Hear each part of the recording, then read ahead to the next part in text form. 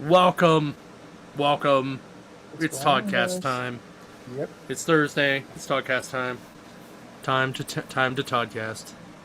So Um. much is going on this Oh and my into gosh. next week. Yeah, we're Yeah. hitting our It's stride a here lot. for the It's a lot for summer. sure. Um. So yeah. I guess firstly we can talk about how so this Saturday coming up we have well actually first let's go back. Let's go back to last weekend. Thank you for everybody who came out for the Marvel DC or Marvel Superheroes Magic pre-release at all the stores. Um, yeah, everybody got screwed with boxes or with bundles and commander sets. So, but they're coming, I promise. Yeah. Um, now, let me prep you with. Remember, this Saturday is our anniversary sale. We're celebrating 40 years of NDC. Um, so every store will be running a sale on Saturday where most of the store is 20% off.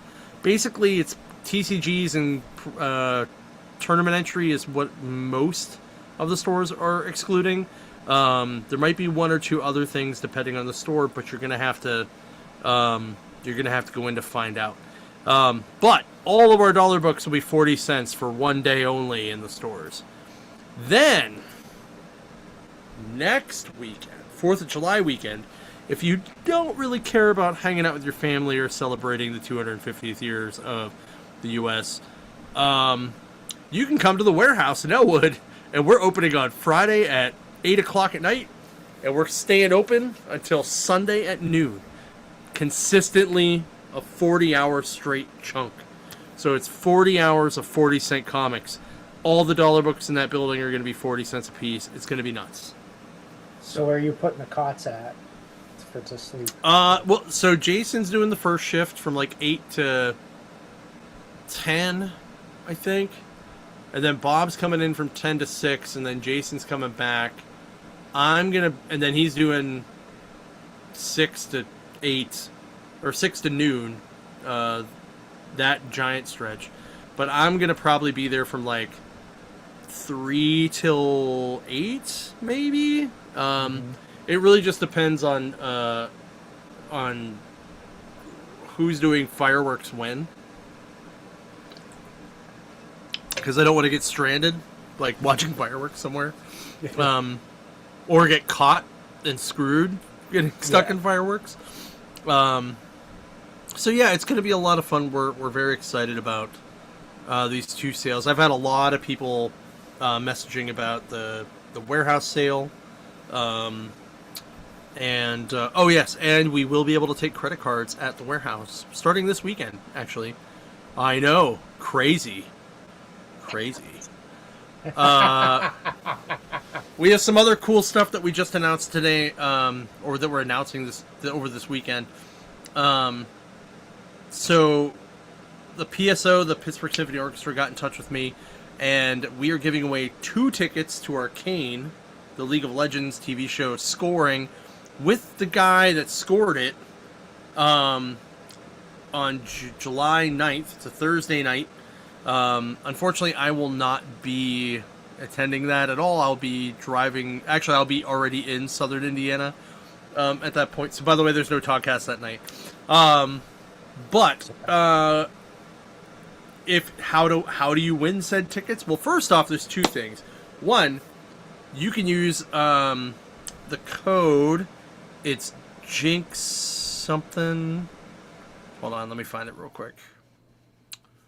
Yeah, I was gonna ask about that because Scott was talking about that, and I'm like, I know we have the agreement with Stage AE. I didn't realize we were also doing it with the Pittsburgh Orchestra. So Yeah. All right. So the code, Jinx 26, JINX 26, and you get a percentage off your ticket if you want to go buy a ticket for the performance. And that is pretty cool, I think. And then the other one, which is a week and a half later, are 2 nights, 2 tickets each for Danny Elfman. You'll see an NDC table at all 3 events. We'll be giving out some free comics at all 3 events. But if you want to win, so the Arcane one just started today. We're going to let that one run till about this time next week. And then we're going to, actually it'll be through next weekend, and then we'll probably run the Elfman for a week. Maybe both of them. I don't know. But anyway, the way to do it is you all you have to do is comment, like, or share the post. Each one of those gets you a entry, but it has to be from the original post on either our Facebook or our Instagram. If there is a tie for how many points everybody has, we'll put all those names in a hat and draw one out. This is how it's going to be. If you want to put a picture of your favorite Arcane scene or actress or cosplayer or just character, or maybe you drew it, I don't care. Put it on there. It's cool. Like, let's see what people like. Like, that's kind of the deal. It's a lot of fun. So, and then for Elfman, it's going to be the same thing. So you're going to be able to put your favorite, basically character from anything Danny Elfman has scored. So you have the 2 Batmans, the 2 original Batman movies with Michael Keaton. You have Doctor Strange: The Multiverse of Madness. You have the Flash TV show from the 2000s. Nightmare Before Christmas. There's something else. Justice League. He did something with Justice League. He did the Justice League, the animated series thing, I think. Yeah, I think so. So, and then he did a couple more too, and then obviously random pictures of Oingo Boingo work too. Yes. Bonus points if you use bonus points if you have a tattoo for Oingo Boingo. No, bonus points if you bonus points if you find the picture of them playing in the frat house on the movie Back to School with Rodney Dangerfield. Because that was my first experience with Oingo Boingo. They played Dead Man's Party, and I fell in love with that song, and I still to this day love that song. And I can almost play it. I haven't practiced it in a really long time, but I learned the guitar parts. I haven't learned the bass parts yet. I was going to say, me and the wife will be attending that event. Yes. Yes. So it's going to be actually, so it's a Saturday and a Sunday event. There's 2 dates for that. Mm-hmm. So that's going to be kind of cool. Yeah. So it's good way for us to get out in the public. I think it's a great way. I look at, art and creativity and music all as one big ball of goo that is just so tasty because it's art. I want everybody to enjoy all of that creativity and art and stuff. So if anyone's interested in that, that's how you enter. Like I said, right now the Arcane one's live. It's on our Facebook and Instagram. It's at New Dimension Comics, all one big word. And you can find it right on there, and you can go to town and sign up and try to win some tickets. So, I think it's going to be cool. I wish I could go to the Arcane one. I actually spent a little bit of today listening to the soundtrack, even though I'm not going, just to check it out. And man, was it good. It is real good. And this is the gentleman who scored the Netflix show, not the video game. Yeah, so it's I don't do a lot of the scoring for video games. I've only done it years ago. Blizzard with World of Warcraft, because they hired an entire symphony to do it. Yeah. And they actually it was a traveling symphony that did it. Yeah, but they actually did it at the one convention that I did attend to, the BlizzCon convention. At BlizzCon, yeah. And it was impressive. It's especially if you are a fan of any video game, the scoring is usually one of the highlights of any game. So, oh yeah, I really wanted to go to the Legend of Zelda one when they had that here, but I never got around to it. And then this weekend, I think they're doing Lord of the Rings. So which is I'm also sure kinda that'll be cool. fun. Yeah, I'm sure we'll be Yeah. with that. Um, but shall we move on to? Do you want to Yeah. do pop culture stuff now, or do you want to do that afterwards? Oh, sure. Do it now. Okay. What was it? Supergirl coming out this weekend. I'm gonna try to catch it over the weekend while I'm in Clarion. Yeah, Depends I on how saw many Sarah people stick Spector around. already saw it because she posted on Yeah. Facebook in her Supergirl outfit. Um, I think I she thought even her, did a you know what, and I spoiler-free thought her review. her spoiler free review was very good because it was, I liked it, but it wasn't the book. Yeah, Like the liberties they took, she questioned why they took some of them, but she enjoyed it, just not mhm, as much as she would have had it been directly from the book. yeah, Is basically the vibe I got from that. Um, and you know, I'm a big component of go see it. yeah. So stop listening to Before you critics, judge just it, go yeah, see it. yeah. Yeah. So Um, Sticking on the DC news, there is the announcement that they are going to do an absolute Batman animated series mhm. or movie. I'm not sure which. Uh, I think it'd It be looked like an good either. animated movie. I think is what it was supposed Okay. to be. Which that's fine because DC usually knocks it out with the animated stuff. It's very few and far between DC animated stuff that I dislike. Hmm. Uh, we also today they released the trailer for Nightfall, which I'm super pumped about because they showed scenes very. This is where I miss Kevin Conroy's voice because I would he would have been perfect for this. Like his voiceover would have been magnificent. Right. Uh, but we get to see Azrael in an animated series. I'm excited about that because I don't think he's been That's in cool. animated anything. Um, I I know he's think been he in live has. action and the video game, but never When was he in live action? the Gotham. Oh. Uh, uh, It wasn't that great. The costume looked awesome, but the character was garbage. And it wasn't John Paul. It was someone doing the Azrael character. It was not John Paul. Um, hold on. Here we go. Animated verse. No, you're right. This will be the first time he's actually been animated. But he was in the Adventures Continues, which is the comics that continues the Batman animated series. hmm. No, that doesn't surprise me, but I'm excited for it because that is definitely one of the Batman storylines that kind of hooked me into DC Comics a little bit. Um, Especially like the Azrael character. You and I are both big Azrael fans, so I can't wait. Both of I them. th I think it's I they actually said like both of them.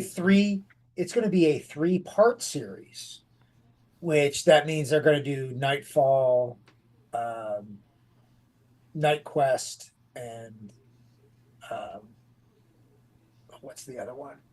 Uh, Um, it's Nightfall, Night Quest, Night something. I just forget what the other one is. I also am blanking right now. Yeah. Anyway, But it's going to be awesome because DC is really good at doing those multi-part movies. Um, I I think this is going to be fun. So looking forward to it on that. so when they did him in Gotham, did they use the Michael version, or did they use um the Jean Paul Valley version? The Michael version, like it's him with the cross on his chest. Like Oh, he so looks like yeah, so the something Michael out of version, yeah, right? he But looks like right, I something out guess, of the but yeah, Crusades. but my question is, are they calling him Jean Paul Valley or are they calling him Michael? It's not a John Paul. It was not They just John. do they even say his name? They just call him Azrael the whole time. Well, it's been a long time because it's been a while since I watched Gotham. If I remember right, it was all about the whole Saint Dumas Yeah, religious sect, and he was just the enforcer. Basically, they kind of relegated him to like, a thug, yeah, like yeah, like the like a he was basically Bane in the fourth Batman movie where all he oh was the guy with muscles, and he, you know, yeah. and he did the strongman thing. It was not he was not a big impact. He looked awesome, but it was just Because I crappy haven't version of watched. it. I never watched that far into it, but now I'm like, I need to, I guess, watch just this episode. I think it Although, was I mean, I could watch the whole show, but I don't really know that I want to yeah. watch it all. Because, It- like, I it- watched the first, I think, season, and I was like, this is all about the kids. I don't care about the kids. So, yeah. Well, when he starts getting they start getting into that preteen years and stuff, that's when you start seeing the different villains start to slowly okay, evolve. maybe I'll give it a rewatch. Yeah. We'll see. It's We'll it's see. it's definitely you have to kind of skip through. I mean, I Um, am like 3 or 4 episodes away from finishing my Battlestar Galactica rewatch. So, hmm. which is fantastic, by the way. Still holds up. Sci-Fi Channel version from like 2006, 2006, I want to say. Man, it's so good. Like Katie Sackhoff is Starbuck, amazeballs. Um, I was gonna say Edward James Olmos, all like, I've been rewatching is original Law and Order. oh my I've god, just been the SVU sad or part nothing, is buddy. the sad part is all the cases and stuff so relevant to current events right now. It's not even funny. Like some of them are like spot on, and you're like, wow. It's like, and this is 1993, 1994, and 1995, and I'm like, Hey, remind me next week to not poke Grant too hard about the his post about Morgan Wallen. For those of you who want to see what I'm talking about, go find Grant Lankard's social media because he is a guy that works on concerts when he's not typing up awesome comics, and you should really read what he had to say about that. Um, it was pretty spot on in my opinion. But anyway, all right. we You got got anything else? Can we talk comics? Come on. we got two. Well, we have two deaths that they're pop culture related to a degree. Well, one Mm-hmm. is and one isn't. One was just fascinating. Uh, First one is Magic the Gathering. We lost Ron Spears, who Yeah. passed away. Legendary artist, uh, worked on some of the best cards in the game at the time. Mm-hmm. His Akroma is one of the most beautifully designed angels you'll ever see in the game. Yep. We're really gonna miss that, like his creativity, his style. Mm-hmm. You'll never replicate that again. I don't care how much AI like increases. You're never gonna get that kind of creativity Right. out of that. And this one is the fascinating one. Bridget Hickey, Ireland's oldest living person, 108. Okay. That's pretty long. Yeah. Yeah, Especially for it's an Irish lady. I mean, yeah, especially like up in the European there, and like that's yeah. impressive. That's what I meant because like they're like way up there. Like, Yeah, you yeah, know. yeah. The cold weather, the nastiness. It's Yeah. love. I hear Ireland is pretty like nice during the summer months, but I that would be something maybe if I ever retire and have Mm. money when I retire and I can go travel if that ever happens. Uh, fingers I know the crossed. feeling. But but it just stuck out. I'm like 108. I'm like, go you, you know. Oh, well, I guess we're going to talk celebrity deaths. Clive Davis died this week. Um, He did not pop he up on the he web. was one of the most influential music producers on the planet. He found Michael Okay, yes, he did. Jackson. He found, I think, Madonna. Like all kinds of crazy good guests. Okay, I did see Um, that. I wasn't sure if that yeah. was he would have counted just because he was just a producer, but the fact that he helped all those artists, it Oh yeah. it Well, the producer is a producer is more than just like a dude sitting in an office. Like they well, actually I'm go in assuming and a music producer is more important than a movie producer. Movie producer well, is basically a glorified yeah, gopher. yeah. Um, So you have to think of a music producer more like a movie director, right? okay. Because they're actually in the booth. They're actually helping make the pop hits. They're giving all kinds of you know things they need to do better, stuff like that. So all But right, yeah, that was it for that. okay. Then let's move on to comics. I actually read all three books this week. How about that? And I get to start. Nice. Yay! All right, so whoa, made that too big. Superman, man, father of tomorrow, #2. I love this cover, by the way, because it's like Jor-El just like making like a little laser, shooting lasers into some kind of city. We don't know whose city, but it's kind of fun. So, all right, so this starts out with hold on, let me make sure I get the. So it's Atomic Skull, Livewire, um, Clarion, and Silver Banshee like robbed a place. They used Clarion's magic, and he half their money disappeared because it had that was the price they had to pay for the magic. So you get into a big fight with Clarion's little cat that turns into a giant beast, and eventually, he loses, and Jor-El's the guy. And this book talks a lot about Lois and Lex's relationship. So Lex leaves LexCorp to help do Superman Corps, I guess. And he talks about how everybody's just reverse engineering all the stuff that he made to help them and turn it into weapons. And Lois is like, well, this is kind of ridiculous, but I'll look into it. So she goes and sees her dad. And General Lane is running Stormwatch.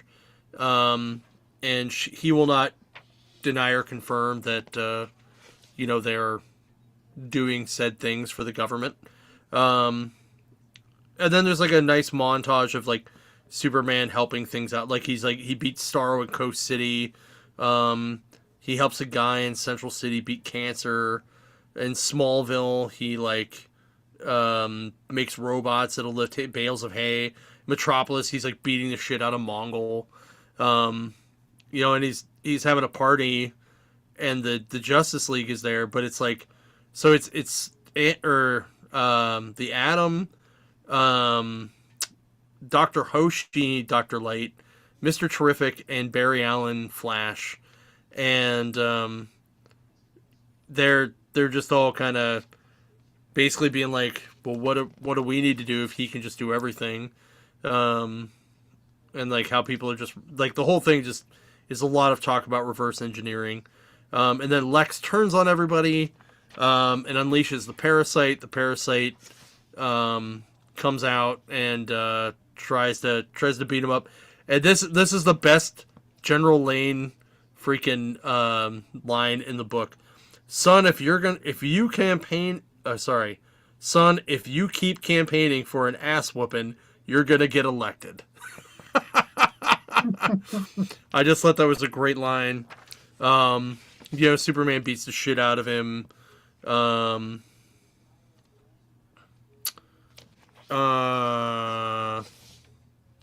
Let's see what else. They basically, they put an inhibitor chip um, in Parasite, and then Superman kind of loses his shit on Lex about um, reverse engineering stuff and doing non-lethal weapons and stuff like that. And you know, he's just very torn as to how do I get people to do the right thing. And so he's going to use his ship to power the planet because it has that kind of power in it. Meanwhile, like Lex is meeting with John Constantine, and he's like, "Are you willing to make a deal? And what's the price you're willing to pay to get after him?" So it was kind of cool. The only other thing I thought was cool in here was there was an ad for Stewart Fails to Save the Universe, which, if you know what that is, it's a Big Bang uh, offshoot show. But the reason I bring that up is because when I took my job, my wife said to me, "So you're going to manage a comic store?" And I said, "Yeah." And she said, "Well, at least you're cuter than Stewart." So, all right, for a song, I'm going to use because of like it kept talking about the weapons and stuff like that. I'm going to use "Zombie" by the Cranberries because, you know, I'm just going to repeat everything you did. So, but it's fine. All right, we have Corpse Night number 3. All right. Now this leaves off where we did last week because I read number 2 and that was from a couple weeks ago. So here's the one that just came out this week, number 3. Uh, CK, Foy, and Gabriel arrive on the outskirts of a small village in France, kind of catching their breath. Gabriel starts making like dinner or food. He starts asking questions, which I feel like this is going to be the theme of the book of, well, why isn't your dad eating? Why isn't he talking? And Foy kind of just trying to cover for him, you know. And Gabriel recognizes the arrows that they were pulling out of her dad as his grandfather's arrows. Um, he also, as he made dinner, he ends up poisoning Foy. So she ends up being poisoned. The knight, of course, fights off Gabriel and he goes and runs away. Corpse Knight, this is where they show that he's not just a zombie that grunts and fights. He had the wherewithal to take Foy to an apothecary to get the antidote for this poison. Now the apothecary was like asking him questions, and all he can do is kind of just grunt. He's like, like, so she's sitting there going, okay. They communicated enough to realize that the daughter was poisoned, so she's about to give him the antidote, and he's reaching for it, and then she notices his hand has black spots on it and everything, and she's like, "Oh no, it's back, the Black Death." So of course she's freaking out. She screams. A guard comes in, and she's like, "This man's sick. His daughter's sick. They might have the plague." And Corpse Knight grabs Foy, runs back into the woods there, gets away from this crowd.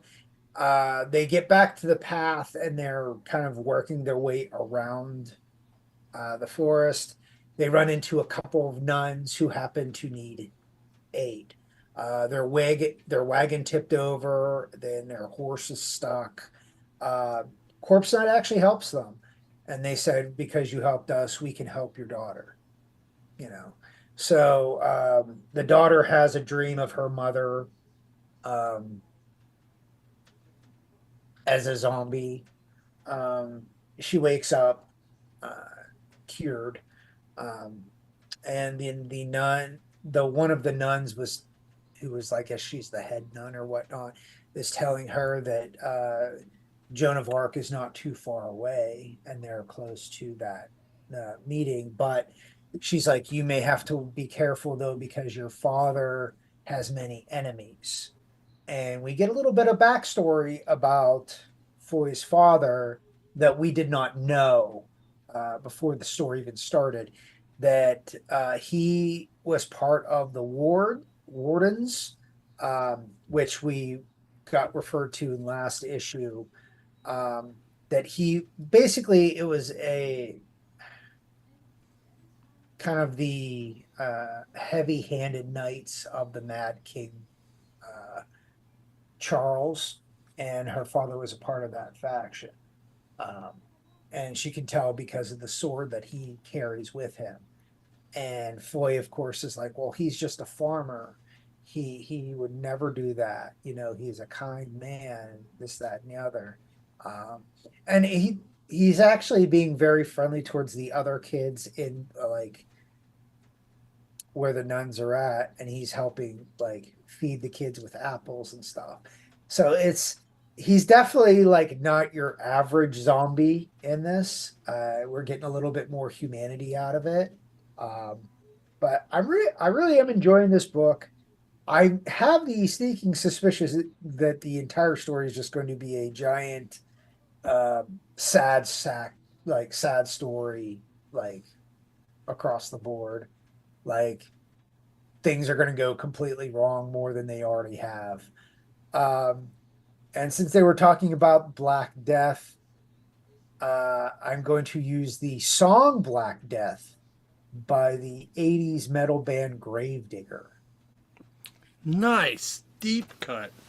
Yeah. I love I it. actually went, I got, as I was doing my writing for like the summary here, I'm like, I'm at work, I'm like, I'm going to type in songs now and then write them with my summary. That way I don't have to sit there and play around on Google while we're doing the podcast. Right. So I thought ahead a little bit. Oh, I knew you were going to do Oh, this one. oh, this was so good. So, this issue of Swamp Thing starts out um, with John Constantine and the Spectre having pints of Guinness together, um, hanging out at a bar in London, um, Because of course, and Swamp Thing he went all the way back to the Source Wall. So if you guys remember, the Source Wall in DC Comics was something that they tried to get Metatron to get to, so he could power his chair, so that he could bring Darkseid to just destroy everything. And then the Green Lanterns basically found the Source Wall, and there's a whole bunch of stuff with that. So anyway, this is Swamp Thing looking at the Source Wall, but this Source Wall is basically a giant block that has a big flaming hand that keeps writing things to him. Um, so he basically talks to him about how he wants to be reincarnated so that he can see his wife and daughter.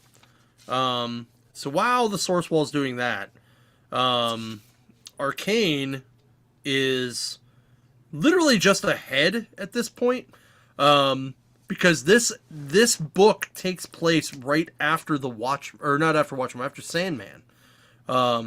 So if you remember that, like, Arcane shows up in Sandman to help steal the jewel from the Justice League.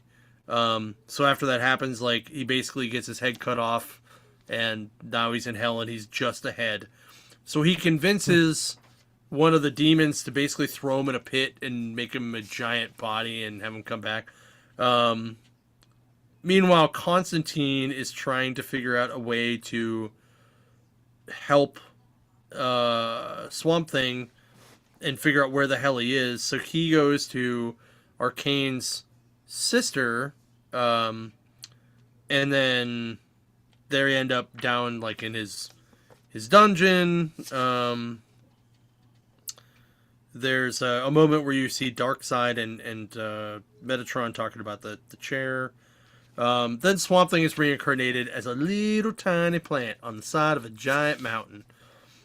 This is though like in almost like DC prehistoric times, right? Mhm. Um, so it takes him years to finally grow an eye. Yggdrasil is a tree that grew before him, and uh, it broke like it gets struck by lightning and it falls apart. Um, and then Anthro. Do you remember Anthro? The book Anthro, the DC Silver Age book Anthro, like where Vaguely. he's like a almost like a Conan ripoff, but not really. And Yeah. like Yeah. yeah, okay, so he's actually climbing on Swamp Thing and like kind of befriends him as a treat, even though he doesn't know that he's like actually Swamp Thing. His village gets attacked. Swamp Thing helps fight the Rock Riders, which I thought was kind of cool because they're like, oh yeah, the giant Eagle Riders. That's awesome. Um, but he catches on fire and falls to the earth. Um, but Anthro like picks up like this big piece of like I guess amber that was inside him. Then it cuts to Abigail Arcane, still in the birthing of their child, um, and is just like I don't know why we even did this. Like, it's just really really funny, and um, somebody ends up at the door, and they're like, it has to be Alec. Alec, is that you? And you go out, and it's just Arcane in this giant fiery body. Um, and it's just awesome, and I love every second of it. Um, oh man, uh, I'm gonna use. Oh my god, I'm okay because there's so much fire in this. I'm going to use um Through the Fire and Flames by Dragon Force I thought because you were going to there's do just Ring so of much Fire fire. from Johnny Cash.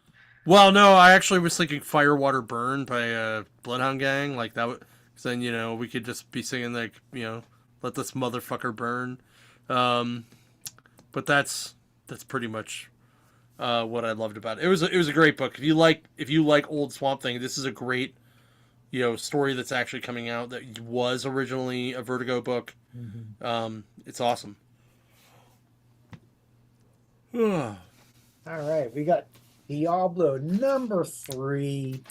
Uh no, we pick up where we left off from number 2, where Darius and the rogue are in the desert, and basically he's upset because he just got banished. Of course, he's taking it out on the rogue. Um, and they start, talking about, how he never believed in the prophet before, but then when he did, he was like, it's not like you're the tribe where, he had like his loyalty to the tribe. And he's like, well, tribe's different because it's family. And we get a little bit of an origin story of where he came from. Um, but as they're talking, they get attacked by Fallen.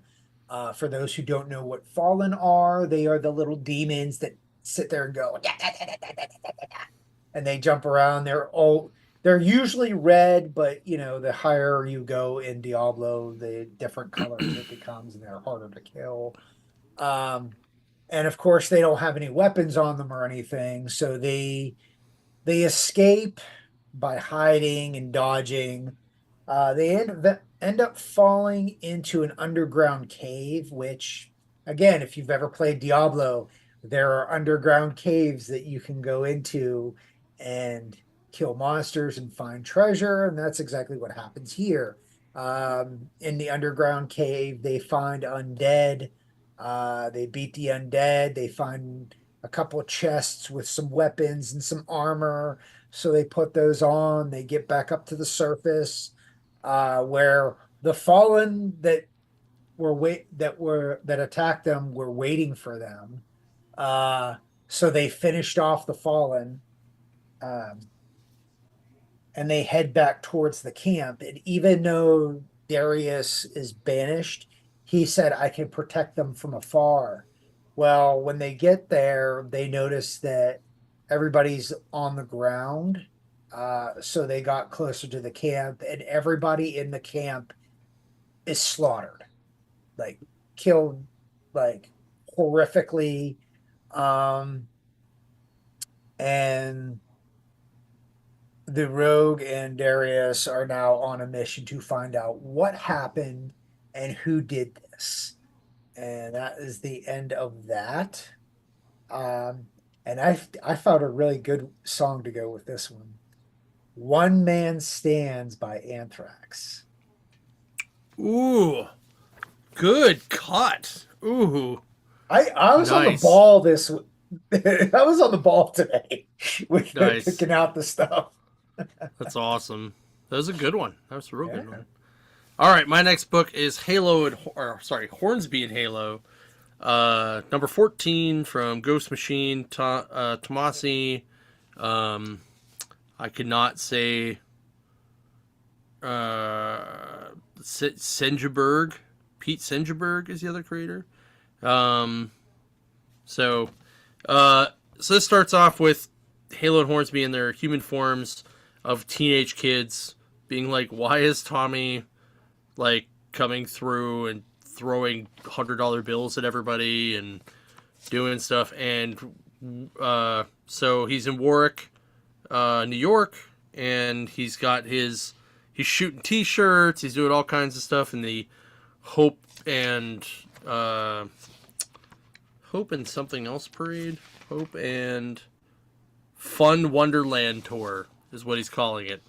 So his robot butler, is like, these are like a 97% match, but there's like a weird blur, so they send drones to follow them, and you find out that Rose Hornsby and Zach Halo are the two kids. So Hornsby, who's the demon, lives with this family. They're both adopted. That she lives with this family who treats her amazingly well and is like super like uplifting and stuff like that.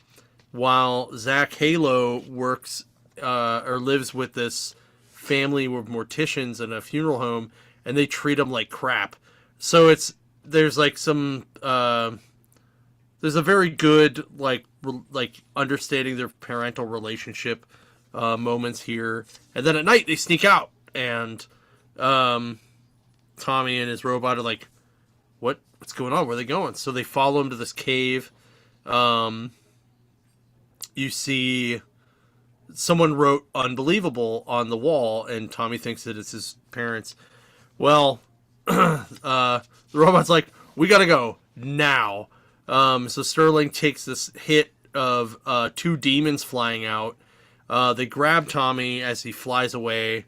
Halo and Hornsby fly after him, beat the demons, and then they have a conversation about why he's there. He's like, well, look for my parents, and blah blah blah, and like everywhere they went, they noted all the unbelievables, and you were one of them.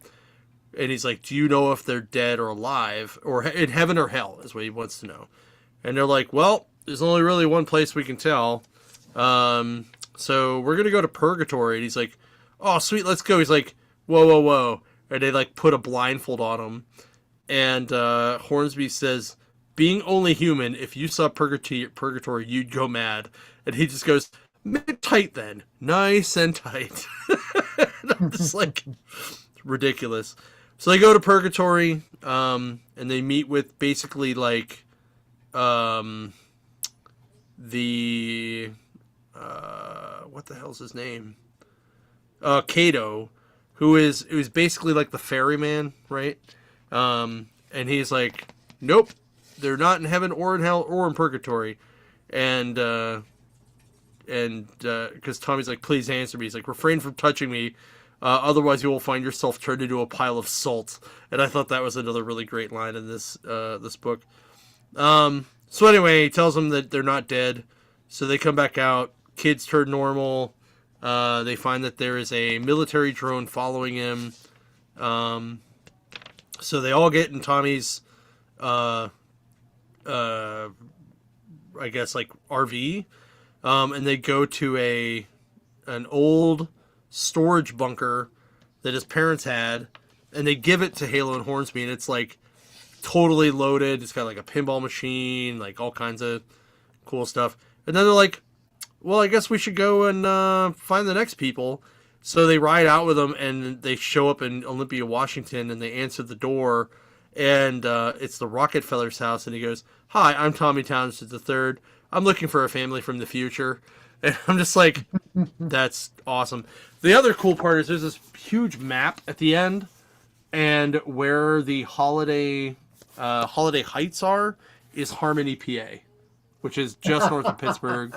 Yeah. I was talking with one of my friends who works at Ghost Machine, and I was saying, like, you know, if Tomasi or Jeff ever want to come up and hang out, we can take them to the Welcome to Harmony sign and be like, we're hunting unbelievables, which I might actually do anyway. Like, I might just make a video of that because I think it'd be funny, wearing like one of my Ghost Machine shirts. Like, I think it'd be fun. So anyway, my song pick for this is Black Sabbath, Heaven and Hell. Oh, there you go. Yeah. It doesn't really get much better than that, right? Like, more on the nose. So, but it was a lot of fun. It makes me actually want to go back and read Hornsby and Halo. I didn't really like the first issue super much, but usually Tomasi's like a 2 or 3 book guy to get really into it. And what I really liked this book, so I might go back and pick up the rest, or at least the trades. So, all right, we got Wolverine number 22. My claws, my bone, these old bones. Sorry, had to. I know. Nightcrawler and Logan teleport to a hospital in the Bronx because this is right after, like, they figure out that Wolverine's not healing like he is supposed to. Wolverine and Nightcrawler have a talk. Wolverine tells Nightcrawler to go ahead and leave, and he'll stay, wait for the doc. Dr. Rains comes in, and we find out Sunspot, like, because he inherited his parents' money and everything. In the continuity here, he provided like a whole ton of money to the hospitals for mutants. So Logan gets scanned and looked at.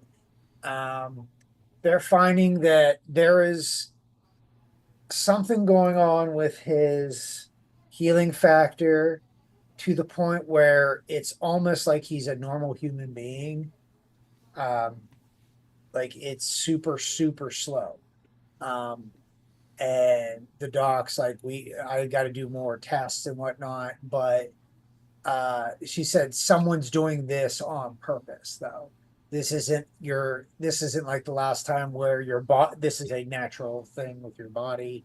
Someone is doing this to you. And Wolverine has the only thing in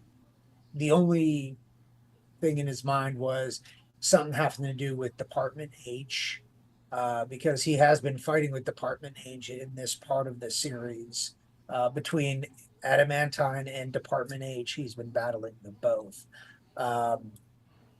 But as he goes to find, like, the nearest, I guess, Canadian embassy, he gets ambushed by Taskmaster. And of course, him and Taskmaster are fighting. Well, Wolverine's not in the best condition, but Taskmaster is using moves that Wolverine recognizes because he pretty much fought everybody. Uh, he fought like Taskmaster threw an attack from Cap at him, through Iron Fists, to Daredevil. Wolverine withstood it all. He sliced into Taskmaster, and then the Doc Reyes is like talking to him through an earpiece, saying, "Someone is giving your healing factor to someone else." And we find out that someone else is Taskmaster because the gashes in his chest after this fight just heal automatically, like Wolverine's. So Department H gave Taskmaster Logan's healing factor, and that is the end of the book. It's just him battling Taskmaster for most of the book. So this is an interesting swerve. I'm kind of cool with it. Even though this is like the third time that he's lost his healing factor. This one's the more intriguing one of it's not his body naturally losing it. It's actually somebody siphoning his healing factor. And I chose for this one's an interesting one, to see if you get the underlining meaning. Whiskey in the jar, and I'm going with the Metallica version of this. What? Come on, you don't like the original Thin Lizzy one? I don't mind it, but the Metallica one is a little bit more fun. I don't think you're not wrong. It's at least a little. That was cleaner. that was the last time I listened to Metallica on the regular. We'll put it that way. So That's fair. we'll That's go fair. with that. But yeah, I actually saw how that actually ended up as like number 5 on like a top 100 metal remakes list from somebody. Yeah, I can So- see that. So, all right, can so let's see do this Skeletor mask. So the wife went out to visit her child in Ohio, and she found this at the local GameStop. And it is a mask that straps in. It actually has like a chin strap, a place for your nose, and everything. So it actually wow. fits your face. But my favorite part is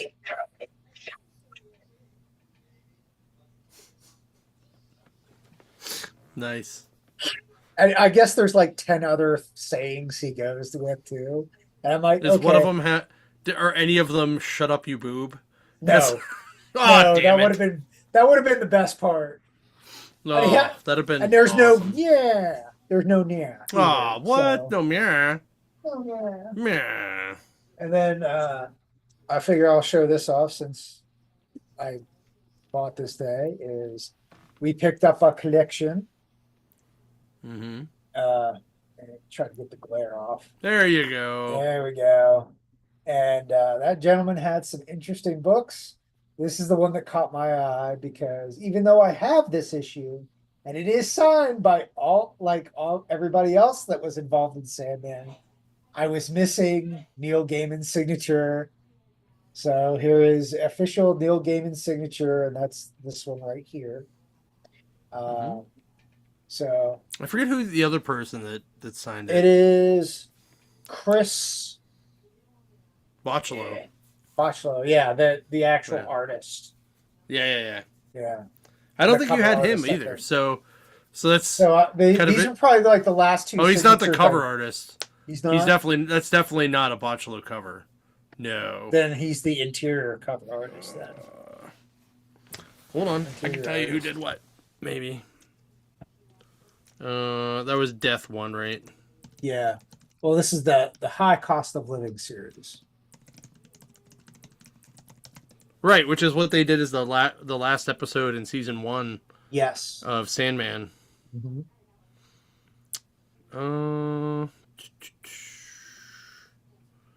Let's see.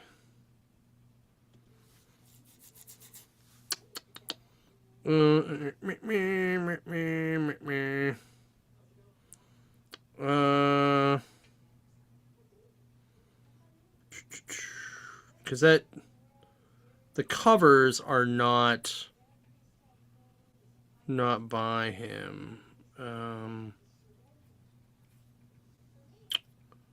Where the fudge?